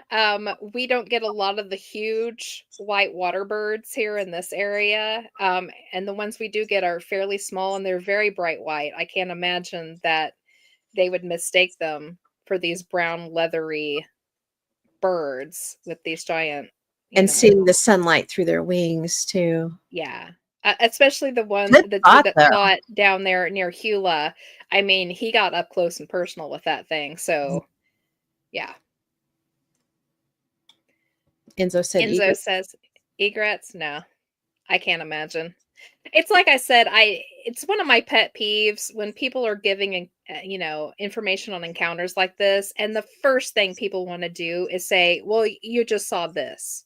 It was like when we were talking about the not a deer, and Brian put out online for his groups. The first thing people said was like, "Oh, it's a moose," as if we have lots of moose here in this area. No. We are meese free around here. Yeah. We know our Those are local good. I animals. mean, yeah, the things that you guys are throwing out there, they're interesting and we need to look at them, Yes, there's we do. absolutely need to rule them out. Mhm. But in these particular cases, I think those were ruled out before they ever got put into the case files. Yeah. And I do, like in my case, my personal case files, if I think there's any way that it could have been something else, like maybe it had a hint of it, maybe it was this animal. Maybe it was a raccoon with mange or whatever you want to say. I make a little side note of that, you know, there's a question mark to this. Uh but not with these. I can't imagine how you could mistake a water bird for, a giant pterodactyl. The wingspan is what blows me away, saying that the wings Yeah. were completely they were wider than the road, Yeah. than a two-lane road. That's huge. Yeah. Now, I will say this, I almost frown on calling these pterodactyl sightings as cryptid sightings because I almost don't consider them cryptids. I have always considered them to be some kind of a time slip where there's maybe a thin spot and either they're coming into our timeline we've or maybe they're just barely touching enough that we're kind of in each other's presence for just a little bit. You know what it makes me think of is, how the ocean has the tide, you know, going out and coming in, and then you get the waves that come up. It's Yeah. almost like it's a wave, that has washed over the area and just happens to be this truck's right here, this person's here, and this pterodactyl happens to be in that little bit of wave that comes through. Yeah. Super interesting though. It You is. would never know that the Kansas area has so many pterodactyl sightings, and it's just not here. Like, I mean, if you get up onto Brian's map and take a look. They are all over the place in They Kansas. are. Holy cow. And it's actually the perfect place to see them, especially when you start getting out up onto the plains area of Kansas where it gets, nice and wide open, those wide open areas. If you're going to see a pterodactyl, that's the best place to see it. It's wide open, full detail, no trees in your way. And maybe that's why we get so many spottings of them, because there's not a lot of trees and stuff to be blocking your view. Maybe so. And this is one of the main reasons that we really wanted to start the podcast and kind of reach out beyond our little area, is because everybody looks at Kansas as a flyover state, meaning there's nothing here. There's no reason to investigate hauntings or cryptids or, Bigfoot, because they're not going to be there. It's nothing. It's just flat. There's no trees. Nothing could be further from the truth. It is squatchy as all get out around our area. We do have trees, contrary to popular belief. Enzo said even the cryptids fly over Kansas, right? They do. Y'all, I didn't even catch that. Chelsea said it too. Nice pterodactyl pun, flyover state. Right? Yeah, funny. It totally is. It's great though. We hear that so much, and it's fun to be able to point out, hey, these stories are here. Just you need to consider the fact of where we live. It's also, we're basically the buckle on the Bible Belt, and people don't like to share stories with outsiders. They don't like to share stories, period, when it comes to weird things. They don't like to see the weird things, let alone acknowledge them. And that's slowly starting to change. We've seen it since we became a team in 2012. It's been 12 years already. That's wild. And it is slowly starting to change. People are starting to open up, especially when they find out that we will keep things anonymous if they want us to. We're this many years in, and they're realizing that we actually are. We're going to keep it anonymous for you. We're getting tons more stories now, and it's so good. Absolutely. I mean, even if we know you, if you give us a story and say, I want an anonymous, your name will never go on that. It will never go out to the public as you having said it. Yep. We just don't do that. That's how you earn trust. And frankly, it's your story. If you don't want your name on it, it doesn't need to have your name on it. So never feel, and you should never feel bad about, telling us something. We have heard it all. You can't shock us. You can wow us with a story maybe we've never heard before, but those are the ones we want to hear. Like, bring it. Bring your crazy. You may get the sideways look. Huh, really? That is crazy. And, we don't mean it as disbelief. We are like trying to wrap our minds around it and fit it into a slot with some of the other stories that we have, Yeah, definitely share your stories though. Yeah. So we're going to wrap this up right now before we go to notebook games. This is just a sampling. This isn't, of course, every case file we have or every little story we've ever heard. We hit the big topics. Enzo says, haha, bring the crazy, you'll fit right in. Yep. Absolutely. Yeah. So this is the area that we were raised in. This is the area that we grew up in. Me personally, being from a family of historians and stuff, this is what I grew up on. These were the nighttime stories, and just hearing them in passing, it wasn't anything for me to walk past a conversation about, some dead guy in a ditch somewhere, or the buried treasure, or I have a cave back off my property. It has Jesse James written in the wall. They're pretty sure they just saw the Catman last night. Did you hear about that Bigfoot out back behind somebody's house? These were all normal stories of my childhood. To the point where it was so normal for me that when I talked about it, like at school, my, schoolmates looked at me like I was completely insane. But But thankfully, I got older and I found like-minded people Yay. to share in the weird with me. That's funny. Yeah. I remember the first time that Enzo came down to talk at the library and I took him out on a tour of the area. And I believe he said something like, it just kept going. I just didn't know how much was out here. All the different Yeah. stories and stuff. Yeah. Jackie said Miss Pam is the only person I felt wouldn't think I was crazy when I had my dog man encounter. Yeah. Yep. Yeah. It happens. And I will listen for sure. We want to document that stuff. Yeah. Yeah. And encourage other people you know. Maybe they are willing to tell you a little bit of a story. Even if they don't want to do it personally, write it down for them and send it our way. Rick said, we ain't insane. Everybody else is. That's right. Yeah.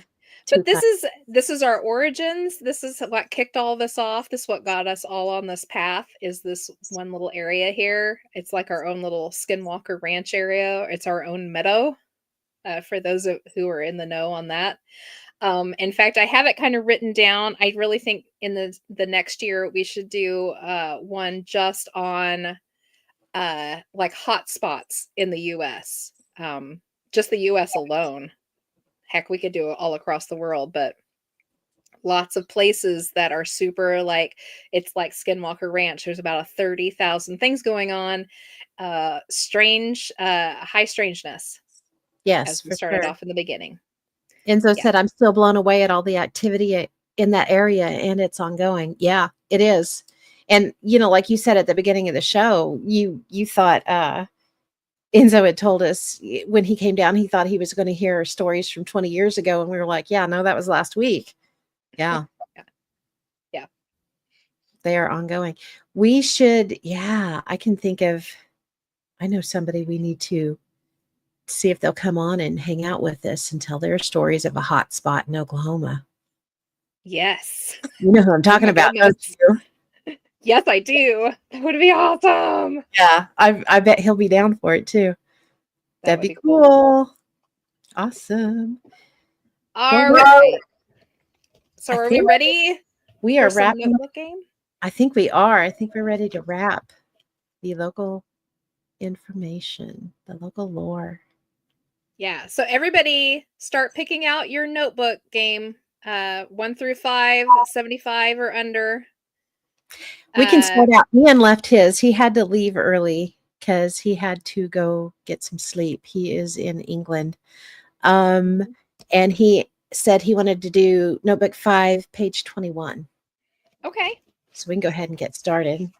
Let's do that. Enzo said Bridgewater Triangle, Mount Shasta area, central Arizona, around Sedona. There are a lot of places around. Yes, there are. Everybody's like, notebook game. Oh my goodness.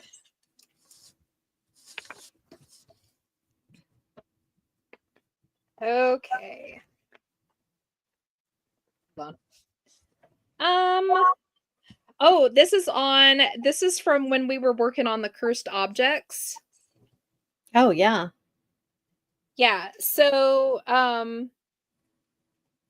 this is on the Delphi Purple Sapphire, the Gem of Sorrow. I'm just going to read what little bits on this page.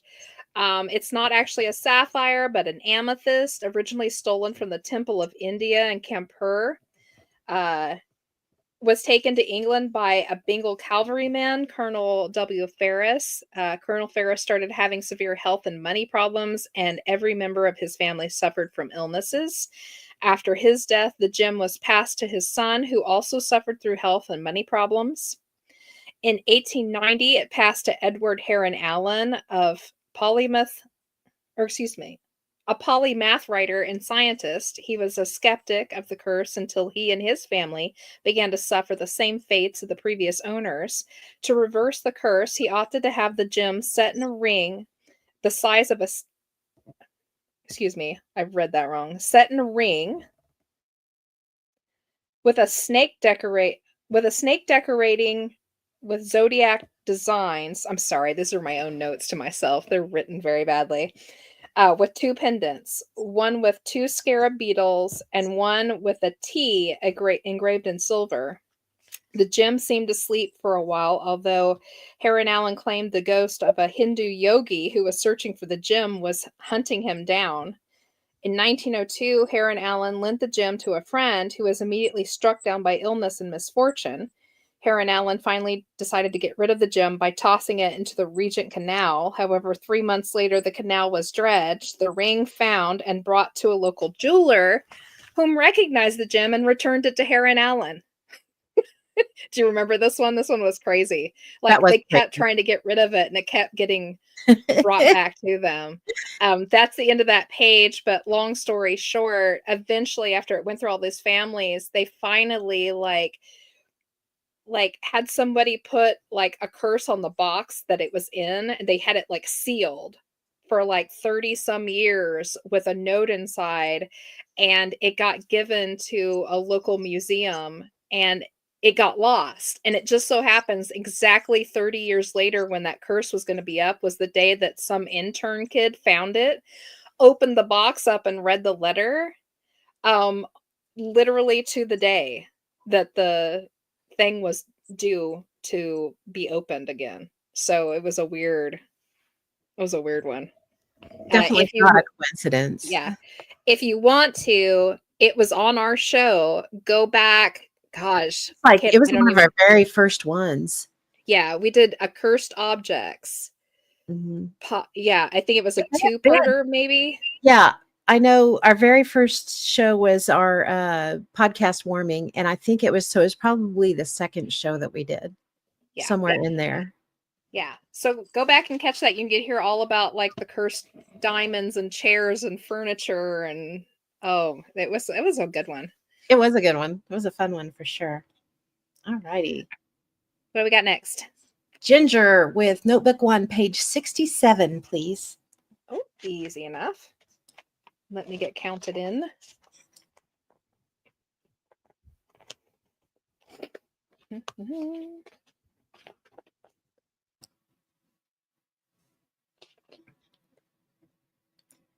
Yeah, that was a fun Okay. one. And just in case I don't know if anybody's noticed just yet or not, but I went into our YouTube page and put everything under podcast. So if you hit one, it'll set on an automatic playback through all of our podcast episodes.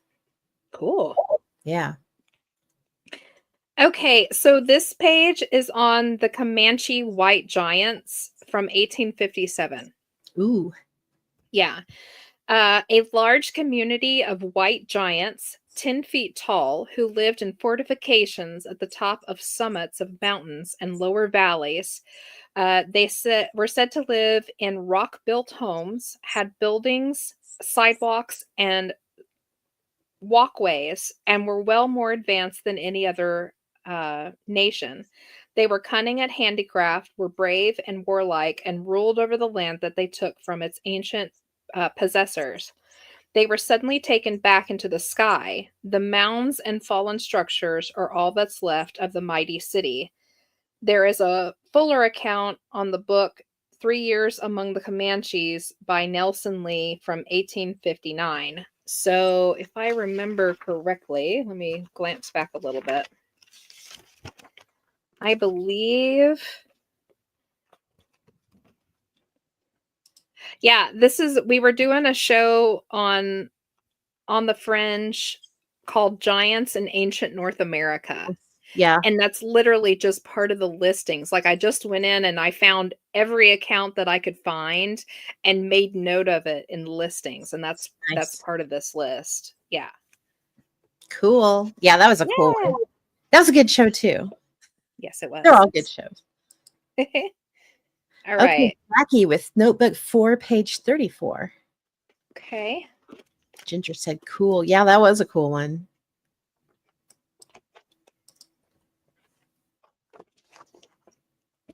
Okay. This is The Legend of Bellamy Bridge. It's in Florida. I don't know if anybody's ever heard of the Bellamy Bridge.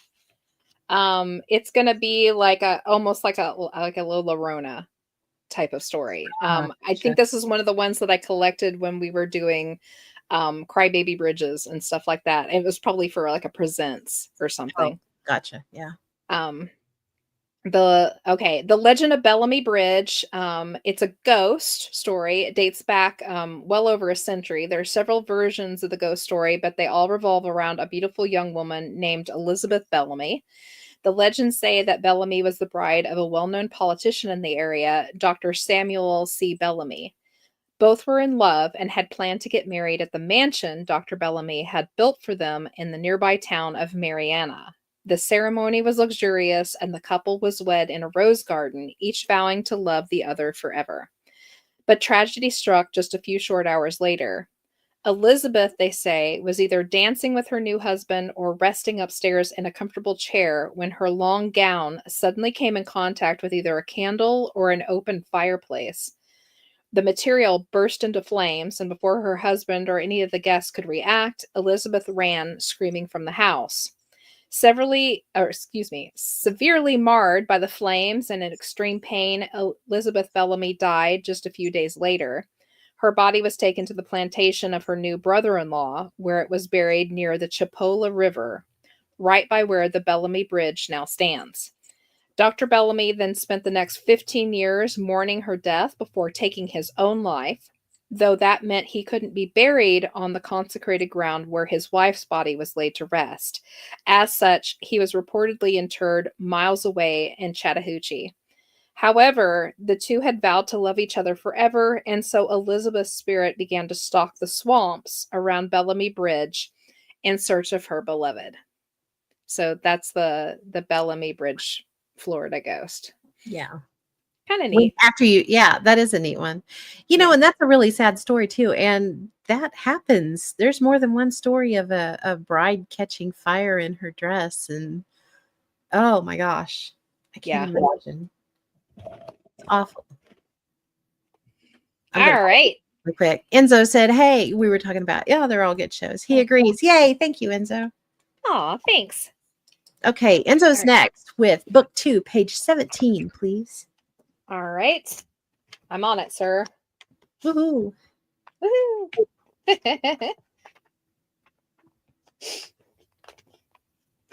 I'm excited about the new season too. Yeah. Oh my gosh. Speaking of that, while I'm looking for this, if you've got a favorite topic or a favorite story or, an overall thing, I mean, we're going to be doing like true crime and stuff like that. Like, it runs the gambit. If you have something you're really interested in hearing and you want to hear some like deep dive on it, let us know. Like, throw it up right now or send us a message, leave it on Facebook, Yeah, we're open. There's so much good stuff out there. Yeah. We have enough. Oh my gosh. We have stuff stored up now that'll probably run us for the next 30 years, but we're always open to new stuff. Yes, absolutely. And we want to what you want to hear too. So. I'm trying to figure out what I'm on here. Oh, okay. I think this is a listing of, I'm not sure what it's a listing of. It's a listing of different Bigfoot. Oh, I think they're like famous cryptids. Like, I was making a list of like the top cryptids for some reason. I don't know. This is an old book. So your guess is, I'm just going to read what's on the page. So it says, let me get back to it. Momo, the Missouri monster, sighted by many people in rural Louisiana, Missouri in 1971 through 1972, said to have a pumpkin-sized head and over 7 feet tall. And then under that, I have Wood Booger, which is another name for Bigfoot. Forests of Southwest Virginia carried off children like the boogeyman. The Noxie Monster, Noxie, Oklahoma, 1975. Four Corners Monster, rural Caney. And then under that, I have a notation that says Texas has 3, Lake Worth Monster, Caddo Creature, Liberty County Monkey Man. I've heard of that one. I've heard of the Yeah. monkey. Loch Ness Monster, Scottish Highlands, Champ, Lake Champlain, Ogopogo, British Columbia, Chupacabra, which we now know is not a real thing anymore. That was a farce. And Thunderbird North America. And it's just a long listing. Like it keeps going. Like the next thing on the next page is the Jersey Devil or the Leeds Devil, Mothman, Fresno Nightcrawler, Spring Hill Jack, Wendigo, and the list goes on and on. Nice. Old notebook. Never know what I'm going to find in it. Okay, so Chelsea said maybe a deep dive on the Bender family, especially with geographic surveying they've done recently. That'd be a good one. That I can actually give you because it's one of the things I study on. So that Yay. actually won't take a deep dive. We already have the deep dive. So we could totally do a Bender night. Enzo said, are there any ancient archaeology type areas around Caney? I know there is around Ark City. We haven't ever done anything on that. That could be interesting. Yeah, we could do the Ark City one. That's really cool. It's It like is the very largest Indian settlement they've ever found. They're still finding it. They don't know how big it is because they keep uncovering it. Mhm. So, yeah. Oh, Enzo said, I lived next to Lake Champlain for 8 years, never even heard of a sighting. Wow. Of Champ. Oh, wow. The cryptic cavalcade. Hmm. Woo. And Rick says, true crime for sure. Yay. Good deal. Yeah. Like one of these days, and that is gonna have to take a lot of work to do it, but I so want to do the Man from the Train. Yes. Yeah, that gets into the Villisca Axe murders. Mm-hmm. Yep, that'd be a good one. Okay, Chelsea said notebook 1, page 72. Okay. Can do. Yeah, that would be a really good one because that story's all over the place. Yeah, it is. And that's on our bucket list of places to go. And Enzo Yes, said, we want to do that this year. Oh, thanks, Jess. Rick said he seconds the Bender idea. Yay. Yay. Oh, this is the Green Children of Woolpit. Oh, nice. England. Yeah. So any of you don't know, this happened like back in the 12th century. So we're talking to England area there. And this is actually a very famous case. This actually happened. They have records of it happening. So I'm just going to read it. The Green Children of Woolpit, England, 12th century, found a young boy and older sister by the mouth of one of the village's wolf pits. So a wolf pit, for you that don't know, it was literally just a large hole that they would dig out to catch wolves in. So it would just be this huge flat space where you couldn't see it sitting at. They would dig a deep hole, dig it deep enough that a wolf couldn't hop out. And those wolves would come in to hit those fields with the sheep and stuff in it, and they would fall in and they would get trapped in there. So it was a wolf pit, excuse me, a wolf pit. When they found this, you know this one. This is his stomping ground. So when they found them, they were highly malnourished. Their skin was green. They spoke an unknown language and wore really odd clothing. They would only eat broad beans at first, but began to eat regular food and started to lose their green color as they went along. The boy never returned to good health, unfortunately. They couldn't get his health up enough, and he passed. The girl became strong and eventually learned to speak English. She later told a gentleman named Richard DeCane, who's on the records for this, he was the head of the family who took them in, that they were from St. Martin's Land, where the sun never shone and the light was like twilight. She said they had been herding her father's cattle when they heard the sound of bells coming from a nearby cave. And after following the sound, they ended up at the mouth of the wolf pit. So I think they probably skipped through time a little bit there. They had to. And yeah, and just didn't return, never slipped back through. They slipped in, didn't slip back out again. It's like a hole opened and they were able to get through, but it closed before they could get back.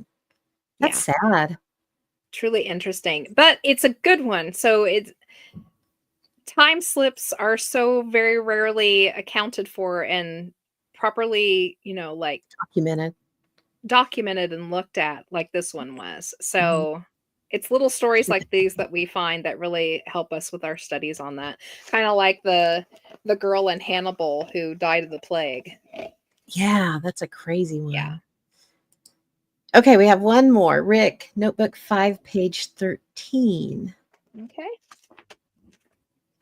Can While you're do. looking that up, Jackie said, I actually used to work at Independence Historical Museum and help do some research on the Bender family. That's cool. That's awesome. Chelsea said, I love this story. Always been really curious about the language that they spoke. Yeah, it is. It's fascinating. And it's like one of those, they probably slip parallel, I would imagine, so it's hard telling. But it makes me Yeah. think of like the missing 411s. I wonder if something similar happened where they slipped from our area to somewhere else and we're not able to make it back. Yeah, absolutely. Yeah, scary. It is scary. Okay, this page is on Egyptian artifacts and glyphs found in the Americas. And this one is on the Egyptian artifacts in the Grand Canyon. Nice. Yeah. Nice. Um, I'll just read it. In 1909, two stories were published in the Phoenix Gazette about the discovery of a great underground citadel hidden in a cave in the Grand Canyon. The first article from March 1909 mentions explorer G.E. Kincaid and his explorations down the Colorado River. The paper also notes that he made some interesting archaeological discoveries, but no details listed. The second article, April 1909, April 5th, actually, more in depth, said he discovered an ancient hidden city in hand carved caves. He described the caves as having an Egyptian flavor, including mummies, a shrine with a figure sitting cross legged holding a lotus flower or lily in each hand, hieroglyphic writings, and war weapons and copper instruments with sharpened edges as hard as steel. He estimated that 50,000 people had once lived in the tunnels and caves. The article also states that the Smithsonian, well, here we go with the Uh-uh. Smithsonian stuff, was interested in the study and investigation of the site. The Smithsonian now denies any participation and claims they have no records on it whatsoever. The area has many Egyptian names: the Tower of Set, the Tower of Ra, the Horus Temple, the Isis Temple, the Cheops Pyramid. All of those are names of sites within that area of the Grand Canyon Preserve. It was just a side note to myself that, hey, yeah. And it goes on from there, but, that's a big one. Chelsea said, visited the Grand Canyon a few years ago and never knew about this. Now I really want to go back, right? Very Yeah. cool. Interesting to note. I'm not going to go ahead and keep reading because it goes on for many, many more pages. But basically, they went back. He went back to get to this and found it sealed off. And heard from the locals that they had watched people come in and haul stuff out, and they were flying it out. They were moving it out as fast as Yeah. they could, and then it got sealed up with a metal door, which is still there. There's a metal plate right where they entered in at. So, yeah. Rick says every time he chooses one, it's about artifacts. Are they trying to tell him something? That's funny. Maybe. And supposedly those areas are now restricted to visitors. Yes, they Yes, are. they are. Yep. I'm going to back up here for a second. Enzo said, didn't the girl go on to marry into nobility or something? I may be misremembering. You are correct. While Jess was reading, I looked it up. The girl's name was Agnes, and she married a nobleman, Richard Barr, the Archdeacon of Ely in Cambridgeshire. Barr was a real figure who served Henry II as a judge and ambassador. Several sources cite the story of the Green Children. Ralph of Coggeshall, he was an abbot. William of Newburgh, he was a member of the Augustinian religious order. And William Camden, he was an English antiquarian. And Bishop Francis Godwin, a historian and fiction writer. Very interesting. That was a good one. Yeah. So you remembered correctly. Good job. Enzo. Good Nice job, job. sir. Yes. All right. Are we at the end of them now? We are at the Got end. them all? Look at us, 9 o'clock exactly on the Woo! We are doing good. We're doing right far better than we started when we couldn't talk. at all. Goodness, Yeah. that All was a rough right. start. Before you guys all go, please remember, join us again in 2 weeks, 7 p.m. December 6th. We're gonna party. We're gonna throw a big Christmas party. It should be so much fun. Like, send us your spooky Christmas wintry tales if you want, or even if you find a cool one, send it our way. We'll read it.